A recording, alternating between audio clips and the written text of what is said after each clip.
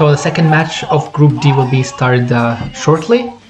So the two players, first one up is going to be Hwasin with STX Seoul. Record overall is not too bad, 65% is pretty good. His TVZ is quite something as well, sitting at 78%. And TVT isn't too bad because this is what this matchup will be, about 67%. Small sample size, but doesn't look too bad. Now his TVP does seem on the lower side, but he has played some really amazing TVP games in the past and series against Bisu and other Protosses, so we'll see how he does if he has to face Jangbi by chance. This is Firebathero with Samsung. The overall isn't as interesting as Hwasin's, but his TVT is okay overall, 71%, but again, small sample size. So somewhat comparable to Hwasin, who does have a bigger sample size. So this is the first TVT of this round, and the map itself will be Katarina. So we will see who will be the first to advance to the winner's match and play against Jangbi, a TVP then. Fighting.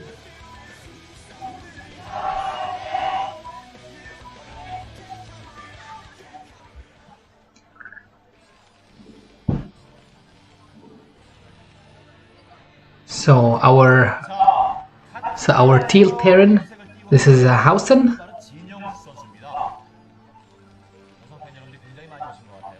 In the top 12 o'clock spawn. And our blue Terran, Firebathero, in the 9 o'clock spawn on the left side. So TVT on Katrina. I haven't personally seen any games on this map for TVT, but because of the high grounds and a lot of the space as well, especially with the different kinds of maneuvering that you have to do, setting up, especially the fact that there is a ramp that you have to essentially go down, like a big ramp from your main. Trying to get like a contain early on would probably be the best. Now, having said that, there is quite a bit of travel distance. Now, they are close in this case, but there is quite a travel distance between the different bases.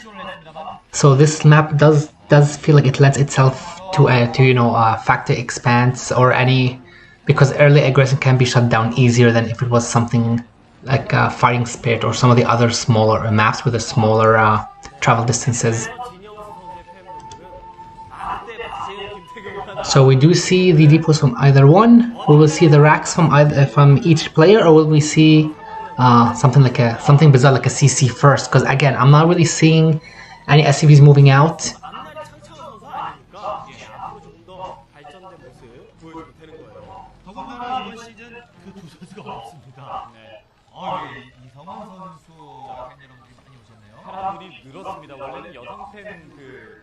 So yeah, I don't see anything yet. It looks like both of them are going to actually go for the CC first. So you can see the point I was trying to make basically, because there is enough of a distance in the map with spawns and everything, then going for something like an economical opener compared to just getting, the factory expand. If you're able to do it, it will give you an advantage, but in this case it looks like they're basically mirroring each other's builds. We do see that Firebathero does have the first racks down, and we see it go down as well for Hwasin. Now I'm looking some stats just at the top there.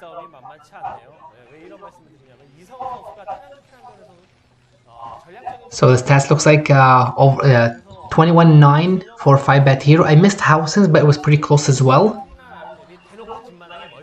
And the gas as well coming in at perfect timing.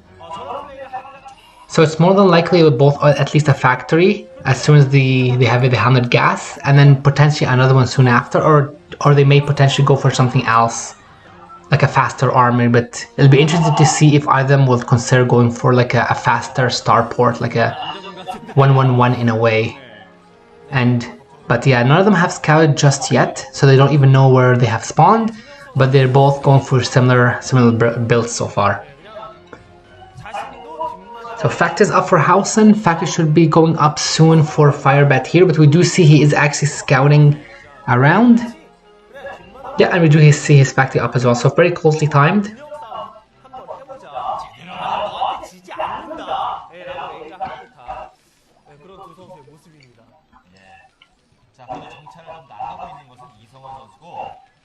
So it looks like Firebathero doesn't see Hwasin at the bottom. Now, if Hwasin does go to scout, especially with the way that a lot of the pros and even just players in general will scout, he might actually see him in the first position he sees. But it doesn't look like he's interested in scouting, and he does get the second gas up as well. This is earlier than Firebathero, who hasn't gotten his yet, so this could potentially signal more factories or more things coming. Essentially, he may want to get the gas for more aggressive openers, I would say, but I'm not 100% sure just yet, so we'll see what he decides to do. Okay, so we see the double port. Okay.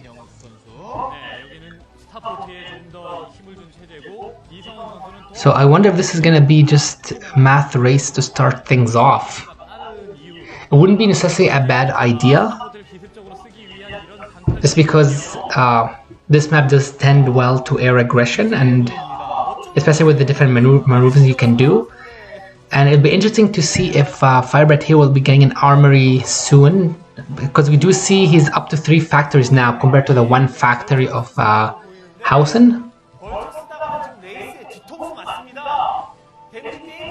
So the red sniper, that's what Hwasin's name was essentially. Oh, and that was amazing by Firebathero. So what he did was he basically built what looked like a depot there, and this allowed him to slip through. And he's going to actually scout. He's going to scout these rays coming in. So this was a fantastic thing from him. It's very interesting to see that it happened in a pro game as well. So Hwasin must not be happy about this. His whole plan is revealed. So once the armor is down, or if it's fast to get an eBay, depending on what Firebathero deems is best, he should be able to block this with just a bit of damage. So we see that the army going up. We see the academy as well for the comsats. So first race is out, and there is quite a bit of vultures basically.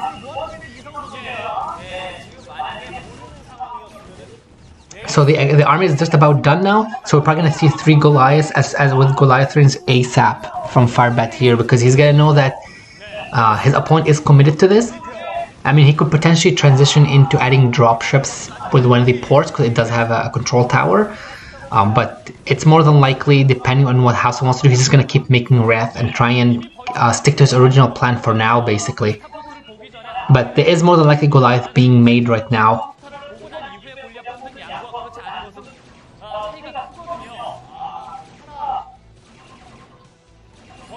So that's 1 kill right now for the Wraith, and you can see there's already 3 of them basically, and there's your 3 Goliaths.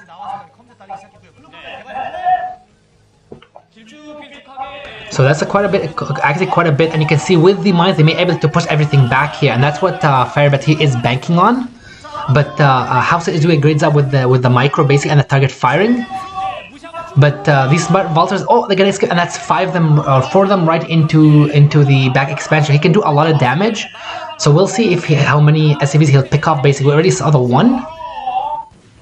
There's going to be at least another 2 to 3 casualties here. So that's 3 down. That's 4 down. We got 5. We got 6. We got 7. And we got 8. And it looks like there's 1 more. No, so 8 of them. So 8, that's actually honestly fantastic considering the openers these 2 players have started with.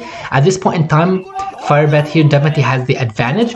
Now his tank count is on the lower side, but you can see he feels that he's in a good enough position to expand behind this. But 5 tanks is a huge amount, and the fact that Firebathero is mostly on Goliath. Army-wise, I prefer Hwasin's for sure, but economy-wise, Firebath is definitely in the best position.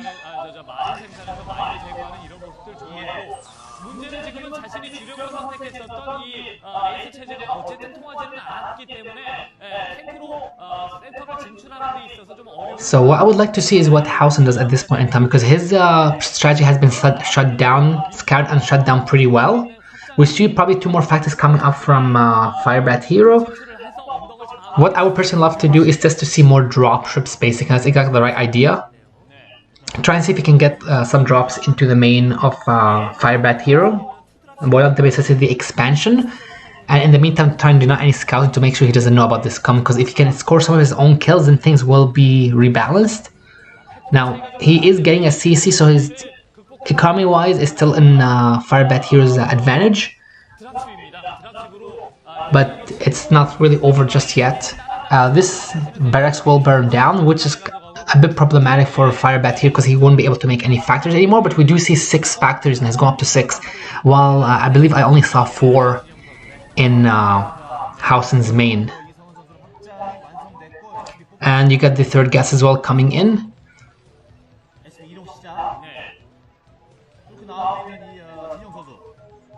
So these threats can do a bit of damage, but we do have the 1 Goliath there, and that should be more than enough to stop the search from doing that. And you can see the barracks is being built again, and there's 6 tracks altogether, and the tank production is starting. So it's probably gonna be heavy tank production because Firebathero must know that he must be down in the tank count, and tanks are an essential backbone of the mech army, especially with a map such as this where the tanks can cover a huge amount of area. You don't want to be down. But at this point in time, we do see that Firebathero does have quite a bit of tanks himself.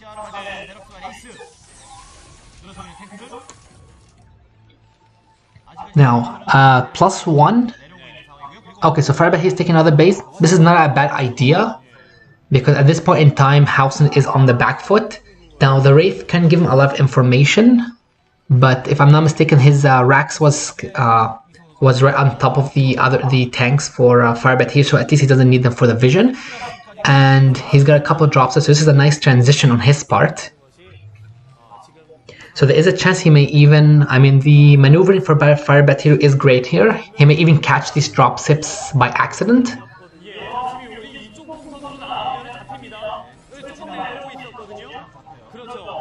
But it looks like he is scouting ahead, basically, just to make sure he doesn't walk into any units or over any mines or anything, because he doesn't want to lose.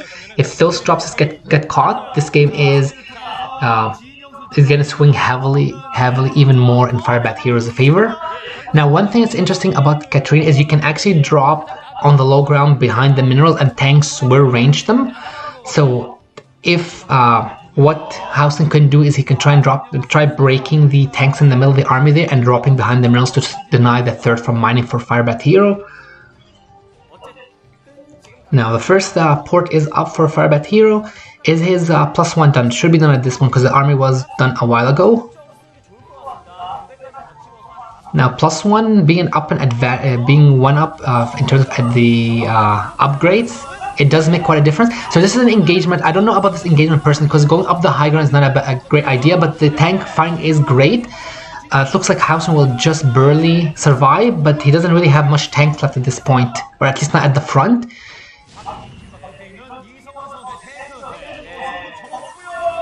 So +1 is done. Is +1? Okay, so you can see why the tanks are so much stronger. +1 attack is done for Firebathero. That means his tanks will kill the other tanks, if I'm not mistaken, in 2 hits rather than the 3 hits that it takes if you don't have the upgrade. So he does have an advantage, and he is pushing it. And by basically covering both areas, he's going to limit the mobility of Hwasin's army. Now, Hwasin does have drops, and Firebathero is aware of this, basically. So I expect to see turrets, and you can see there's a couple in his base, but I expect to see more and more turrets as the game goes on, because you know, oh, and you can see, yeah, and Firebathero is doing exactly what I was talking about. Basically, the tanks can basically siege the minerals of that base, and at this point in time, Firebathero is taking a larger advantage. Basically, he's slowly getting further and further ahead. Now here's the thing: if the dropper does end up managing to make it into the main, and there is a possibility because I'm not seeing much scouting units around for Firebathero, the game could swing around a bit more because it'll be down to 2x2 bases. But that base is now scouted and being denied, and the CC is more than likely going to die, basically. So long as Hwasin gets his tanks seized up ASAP. And yeah, the CC is going to be extremely close and more than likely going to die. Yep. So Firebath is going to try and get this position again. So the 2 tanks would be lost, but I would say this was probably worth it because he saved all his drops. It was also extremely gas heavy. He does have his 3rd base mining, which that got started. So the economical advantage is still in Firebathero's favor from my perspective, but maybe not as badly as it could be. Now we do see the Goliath will kill the Wraith, which is pretty, I would say it was a pretty bad loss, only because those threes could have helped with stopping drops later on.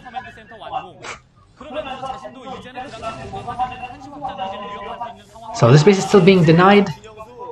It's still 1-0 for Firebathero. The +1 should be more than likely done at this point for Hwasin, so that his tanks should be even in strength. So hopefully we get a little click, but you can see he's going to be dropping right on top of the tanks basically. So he should be actually trying to bust stuff with some tanks from the front, but I'm not seeing anything moving down. Okay, I do see it now. So he's going to bust this. This was probably as good as it was going to go, and he does have the high ground advantage, so he will slowly reclaim that 3rd base of his. Because keep in mind the tanks are still shooting the above on the high ground, so there will be a missed chance. Now Firebathero is using this opportunity and he is double expanding, and looks like he's going to be threatening the 4th base, and we always see his Goliath, so even though Goliaths aren't too bad against tanks, they're just gonna die really fast, and you can see just with the hits. Now we do see some dropships coming over. If he's able to land the tanks and set them up, basically siege them up, then this is going to be really hard to break. So this is going to be extremely hard to break, especially the fact that we haven't seen dropships from Firebathero. But one thing Hwasin does have to keep in mind is he doesn't want to ferry over too many units, because that might leave his 3rd exposed, and you don't want Firebathero to actually take that high ground outside your expansion.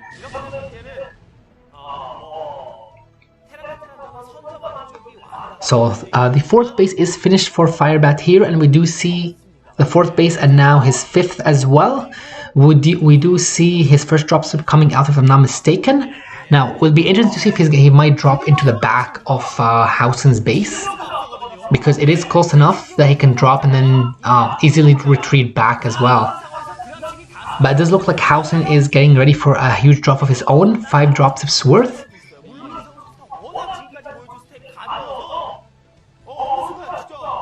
And I'm seeing also a CC at close to the 6 o'clock base, maybe about 7 o'clock or so, the mineral only down there. So this is pretty big. If this thing lands and kills both of those CCs, then Hwasin will definitely be ahead at this point. It looks like he actually just moved just outside of the range of the turrets, and it looks like that CC is going to go down, because I don't see, he doesn't have any defense here, and there's 5 tanks, 6 tanks, a couple Goliaths. So he's going to deny the mining of both bases, and this is going to be extremely hard to break for Firebathero. He's going to have to get his whole army down there, which may leave him vulnerable. You can see that's a huge amount of tanks that he's bringing in, but he should at least try and spread them out from my perspective, because you can see the target firing from Hwasin is pretty decent, and he is killing quite a bit of tanks before they even get to siege up. Now, just to see what it looks like, Hwasin is actually on 2-0, which is great. It looks like he's actually caught up exactly at 2-0 as well. So he's actually caught up upgrade-wise to Firebathero. He's going to take down one of the ways in the back. He's denied the mining of this other base, but his 3rd is still being denied as well. But at this point in time, I'm slowly starting to prefer Hwasin's position, but it does look like Firebathero has re-established his 4th base. So when it comes to map advantage, Firebathero doesn't seem to have it. Economical wise, it looks like it's getting very close to being similar, but we do see a couple of dropships, so it looks like Firebathero will actually reclaim this base. But there is quite a bit of drops coming in as well, and the question is, so the first siege comes up to Hwasin, who is basically going to be doing massive damage with this, because you can see just how important it is to get the first siege. So this was actually a huge loss for Firebathero. He's lost a lot of his tanks. He's going to lose both bases for sure now. On the other hand, Hwasin he has 2 newly mined bases. Now keep in mind, Firebathero does have that 3rd base and the other base close to the 6 o'clock, that the base just outside the ramp there. But that base is going to be in trouble soon. I don't even know if it has any workers on to mine. There might be a couple at best. So, I mean, going for a Doom drop at this point in time would probably be Firebathero's best play. But I'm not sure. He may be wary. So it looks like he's going to knock the turrets down first before dropping. Because if you drop on top of the racks and stop the production, then this will work extremely to your advantage because the turn has to rebuild everything. But we can see that Hwasin is ready and he denies the drop. And this base is going to be going down very shortly.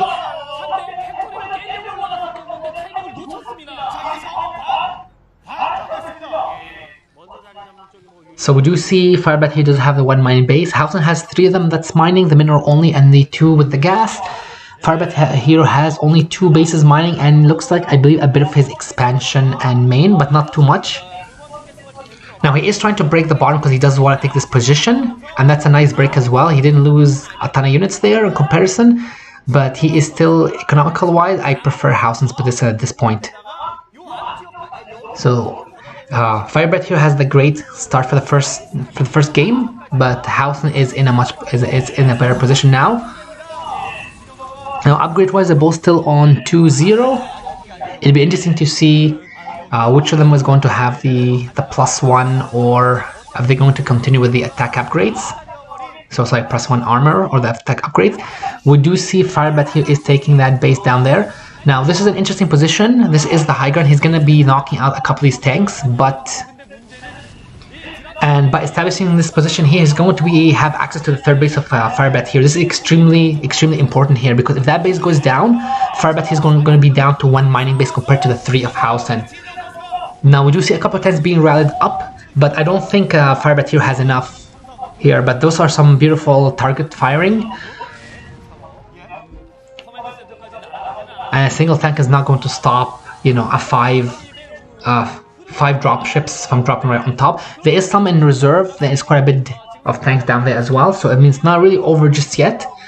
But Hwasin is doing a great job coming back from the earlier disadvantage, especially when his 2-port was scouted.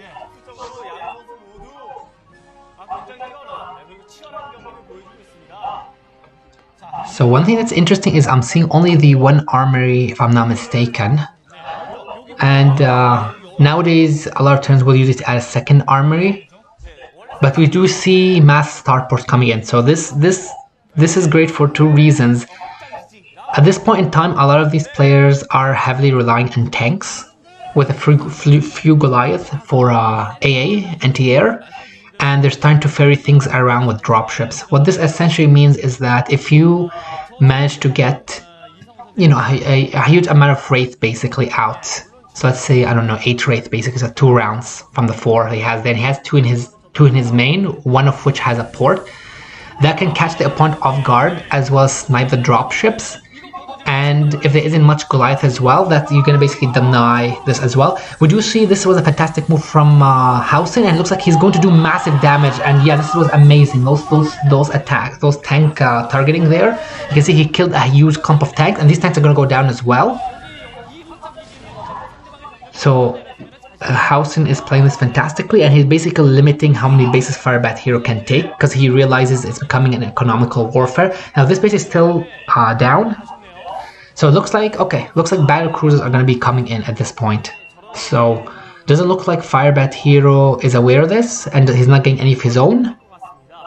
But we do see the physics slap coming in. Okay, perfect. So the other reason he might have decided to go for battle cruisers, especially is the fact that they have energy. And in the late game, when the map gets mined out, the battle cruisers I'm just gonna pause that shot for a second.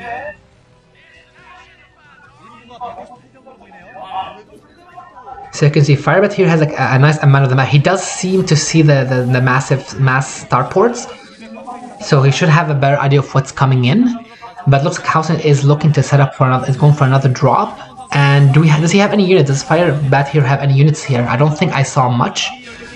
Once those stairs go down, those dropships are going to basically just go right in, and he's going to try and look to deny all the units there basically.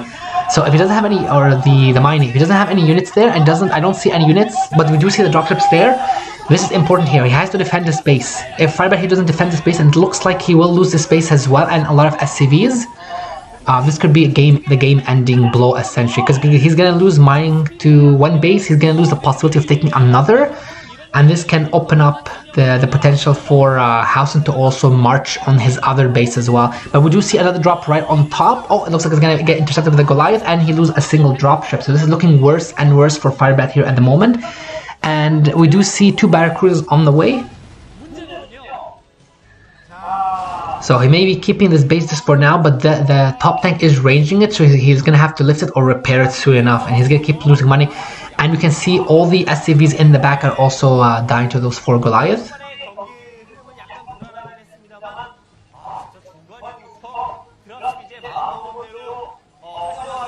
So regarding the battle cruisers, the idea is that with the late game, because they have energy and Yamato, they can keep regenerating the energy and can keep using it endlessly basically. So if the map ends up mining out, it's going to become a game of who can get the better Yamato first and who can get the better attack basically, the better position so to speak.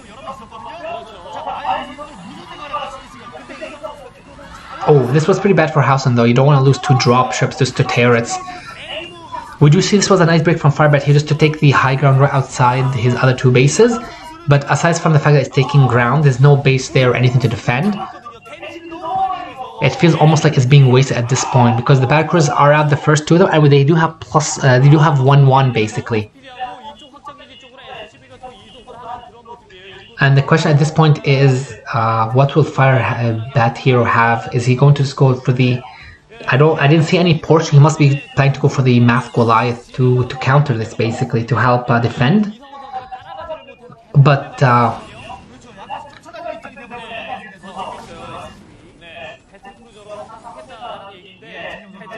so what we see, if I'm not mistaken, was Hwasin just got rid of some of his SCVs to free up supply. But this was a nice idea from Firebathero. He's going to be sieging the factories, and this is what he actually needs to do. If he can get the factories down, the battlecruisers are still coming in, but at least he will deny, you know, he's going to destroy a lot of the tech structure. But we do see the battlecruisers are coming over.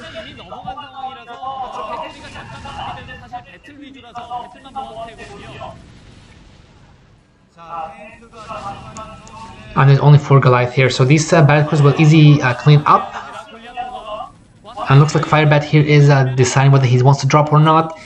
He is aware of the battlecruisers, and these tanks are doing quite a bit. So it's more likely he is going to try and drop on top to defend the tanks. But there is 4 battlecruisers here already, and there's only 4 Goliath now. The question is how many Goliath are coming in those drops. If it's Math Goliath, then this could be extremely bad for Firebathero, because that's 1 battlecruiser down, that's another one down as well. There's going to be a 3rd one going down, and he does not want to lose those. And it looks like this was a fantastic move from Firebathero, killing the first 4 battlecruisers, or almost killing them.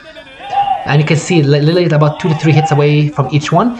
So this game is interesting, because this is all of a sudden almost switched back into Firebathero's position, only because he's so okay. So economical wise, Hwasin's still ahead, and army wise, he's still, you know, his army is pretty decent, and especially with the battle cruisers, because again, as mentioned, they will become really difficult to deal with as the game goes on, especially with the Yamato and the 1-1 and such. The question is just how much is Firebathero's planning to add his own battlecruiser in, but it might be a little too late at that point. Is he planning to just go for, and we see this was a beautiful break as well, is he planning to just go for the Math Goliath, which is what it looks like?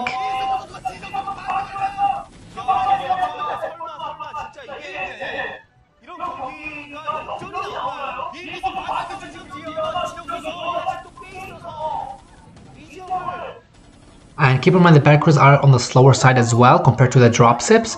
So, and on top of that, if you're feeling ballsy like Firebathero was, you could drop right on top of, under the battlecruisers and catch them before they can escape. Now we do see 114, quite a bit of minerals from Hwasin basically. This has been like a crazy back and forth game.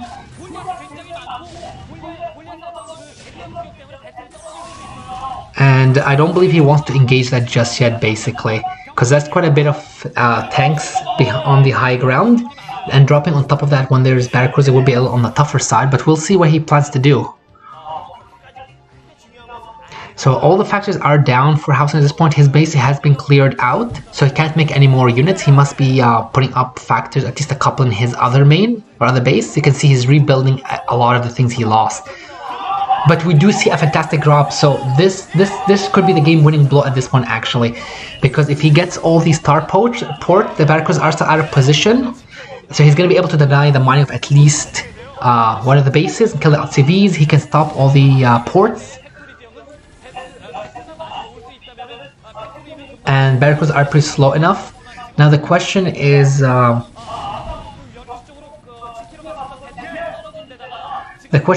does Hwasin do? So he's going to obviously engage this, but there is quite a bit of Goliath being dropped on top of the battle cruisers, but he should have way more than enough to defend this basically. Now a little focus firing would be much better for Firebathero because there is a couple there in the yellow, and he's going to get at least one more. But those tanks have already killed a lot of the ports basically. And what this ended up doing was, now it's melted. He did lose a lot of his army, and it looks like Hwasin did take the other base as well. So he's not out of it just yet, or not as much as it seemed like it would be. And look at the situation now. I do think he's in a much better position.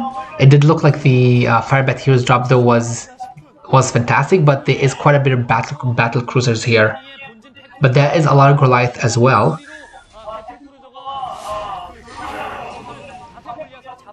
And okay, supply-wise, it looks like he's about the same supply as Hwasin. Or sorry, Hwasin sub is about 109. So we're probably seeing the supply count of Firebathero shortly, hopefully, just to get an idea.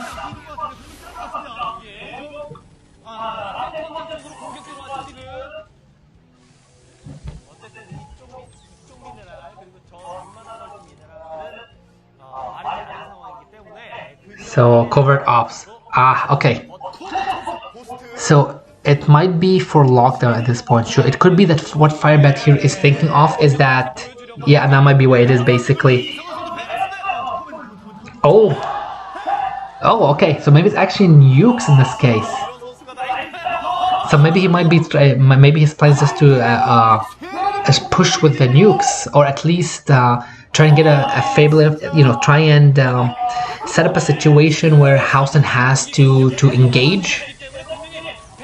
And with him having to engage, he basically has, Firebathero can also always cancel the nuke at the last minute if he has to. It would be nice though if it was locked down, because locking down, those 7 BCs would be a nice win for him. Now, Hwasin is moving down, so he will see those, but we do see the dropships coming in at the same time. So the question will be,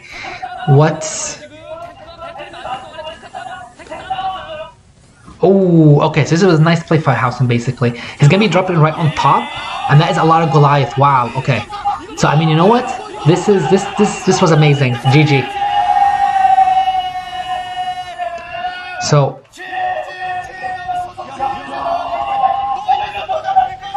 So this was quite the crazy game, especially with how things kept tipping from one to the other. How we saw how Firebathero scouted the 2 port with that nice Firebathero with that look. So we saw how Firebathero basically scouted the 2 ports, and then he took the advantage and then got the economical advantage and everything. And then we saw how Hwasin basically clawed his way back, taking the other bases, defending them, stopping Firebathero from taking other bases. And the battlecruisers were a great thing to do because he was ahead. But between Firebathero sniffing it early enough and Hwasin losing, those 2 battlecruisers, and just the fact that Firebathero played well enough after that point, just establishing his base and such. The one thing I did want to mention just about the ending there was that the battle cruisers with the drop there, the idea was that the battle cruisers will also help absorb some of the damage too. Essentially, it wasn't a bad combination, but Firebathero did read the situation well and reacted appropriately, and that's all there is to it. Good game.